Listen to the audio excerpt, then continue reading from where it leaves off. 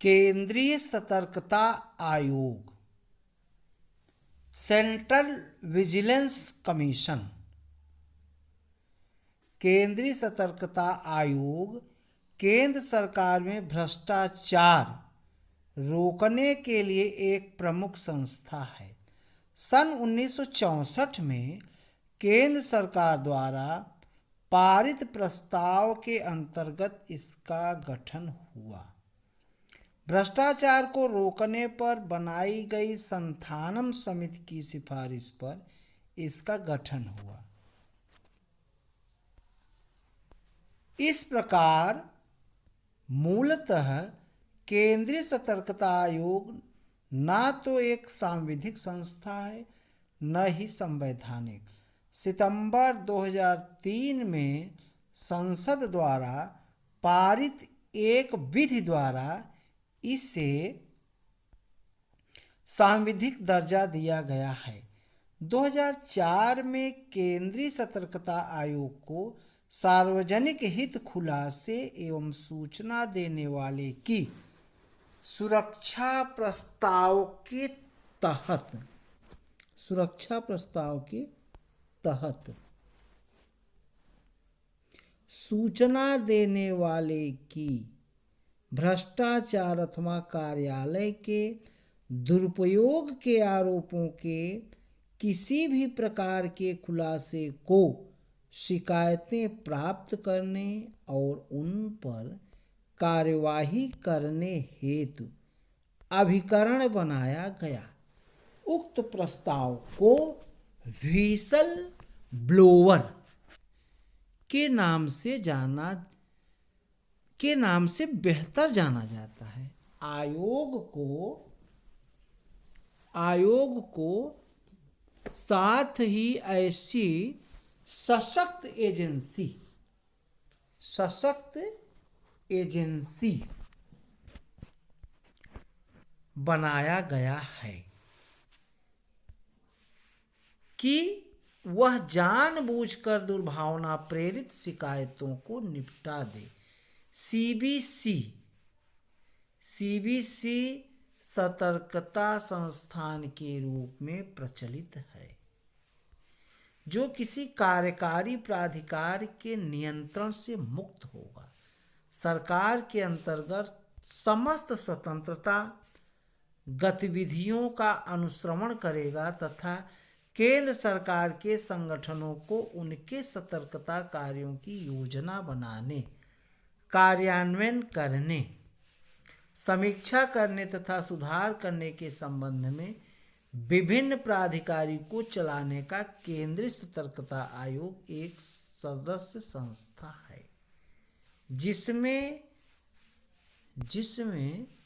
एक केंद्रीय सतर्कता आयुक्त व 2 या 2 से कम सतर्कता आयुक्त होते हैं। इनकी नियुक्ति राष्ट्रपति सदस्य समिति की सिफारिश पर होती है। समिति के प्रमुख प्रधानमंत्री व अन्य सदस्य लोकसभा में विपक्ष के नेता व केंद्रीय मंत्री होते हैं। इनका कार्यकाल 4 वर्ष या 65 वर्ष तक होता है। अपने कार्यकाल के पश्चात वे केंद्र अथवा राज्य सरकार के किसी भी पद के योग्य नहीं होते हैं। केंद्रीय सतर्कता आयुक्त तथा अन्य आयुक्तों को उनके दुर्व्यवहार, आचरण व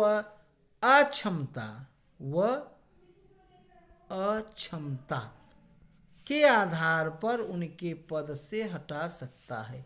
इस स्थिति में राष्ट्रपति को इस विषय को उच्चतम न्यायालय को भेजना होगा। यदि जांच के उपरांत उच्चतम न्यायालय इन आरोपों को सही पाता है तो उसकी सलाह पर राष्ट्रपति पद से हटा सकता है। वह आचरण का दोषी माना जाता है यदि सरकार के किसी भी अनुबंध अथवा कार्य में सम्मिलित हो अथवा वह ऐसे किसी भी अनुबंध अथवा सरकार से प्राप्त लाभ में भाग लेता है जिसके उपरांत प्रकट होने वाले लाभ व सुविधाएं किसी निजी कंपनियों के सदस्यों के समान ही प्राप्त करता हो। सीबीसी का अपना सचिवालय, मुख्य तकनीकी परीक्षक शाखा तथा विभागीय जांच के लिए आयुक्तों की एक शाखा होती है। सचिवालय में एक सचिव, संयुक्त सचिव, उप सचिवगण आदि कर्मचारी होते हैं। केंद्रीय सतर्कता आयोग के प्रमुख कार्य इस प्रकार हैं। केंद्र सरकार के निर्देश पर ऐसे किसी विषय की जांच करना जिसमें केंद्र सरकार या इसके प्राधिकरण के किसी कर्मचारी द्वारा भ्रष्टाचार निवारण अधिनियम 1988 के तहत कोई अपराध किया हो। भ्रष्टाचार निवारण अधिनियम 1988 के तहत अपराधों की जांच से संबंधित दिल्ली विशेष पुलिस स्थापना के कामकाज की देखरेख करना। भ्रष्टाचार निवारण अधिनियम 1988 के तहत अपराधों की जांच से संबंधित दिल्ली विशेष पुलिस स्थापना सीबीआई को निर्देश देना। भ्रष्टाचार निवारण अधिनियम 1988 के अंतर्गत किए गए अपराध की विशेष दिल्ली पुलिस बल द्वारा की गई जांच की समीक्षा करना। भ्रष्टाचार निवारण अधिनियम 1988 के अंतर्गत मुकदमा चलाने हेतु संबंधित अपराधों को दिए गए प्रार्थना पत्रों की सरकारों को ऐसे किसी मामले में सलाह देना कि सरकार के मंत्रालयों व प्राधिकरण के सतर्कता प्रशासन पर नजर रखना, लोकहित उद्घाटन तथा सूचक की सुरक्षा से संबंधित संकल्प के अंतर्गत प्राप्त शिकायतों की जांच करना तथा आयुक्त कार्रवाई की अनुशंसा करना।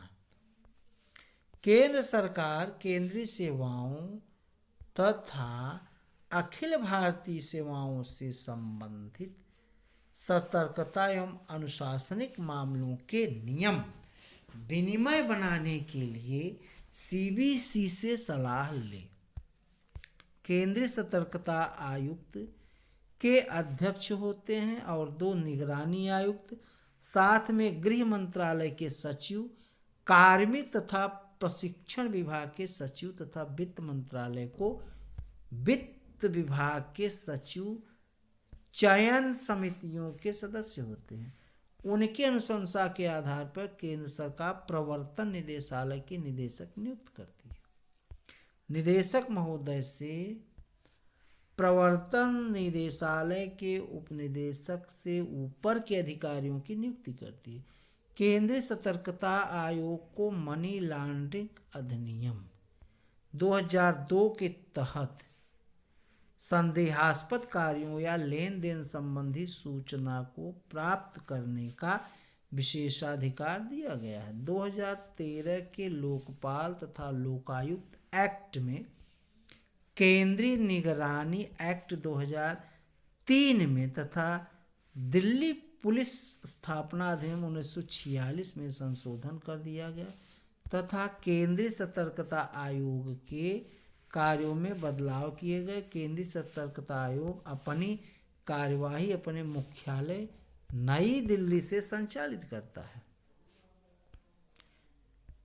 अपनी कार्यवाही भी नियमित करने के लिए पूर्ण रूप से सक्षम है।